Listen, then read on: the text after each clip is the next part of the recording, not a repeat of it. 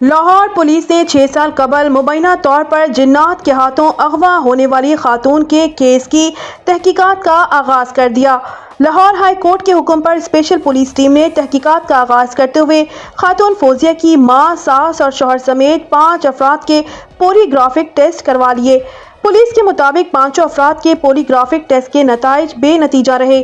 مغویہ کی تلاش کے لیے 5000 موبائل فون نمبروں کی جیو فینسنگ کی گئی، جن میں سے 100 سے زائد شارٹ لسٹ کیے گئے۔ پولیس کے مطابق نادرا، سیف سٹیز، آئی جی جیل خانہ جات اور اداروں سے تصدیق کا عمل جاری ہے۔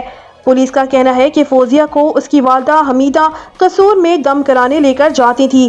قصور میں دم کرنے والے پیر عمر پاکستانی کو بھی شامل تفتیش کر لیا گیا ہے۔ پولیس کے مطابق والدہ کا ڈی این اے فرانسک سائنس ایجنسی میں سے کسی سے میچ نہیں ہو سکا۔ پولیس کا کہنا ہے کہ فوزیہ 2019 میں غائب ہوئی تھی۔ سسرالیوں نے جنات پر اغوا کا الزام عائد کیا تھا۔ فوزیہ کے اغوا کا مقدمہ 2019 میں بھی اس کی والدہ کی مدعیت میں درج ہوا تھا۔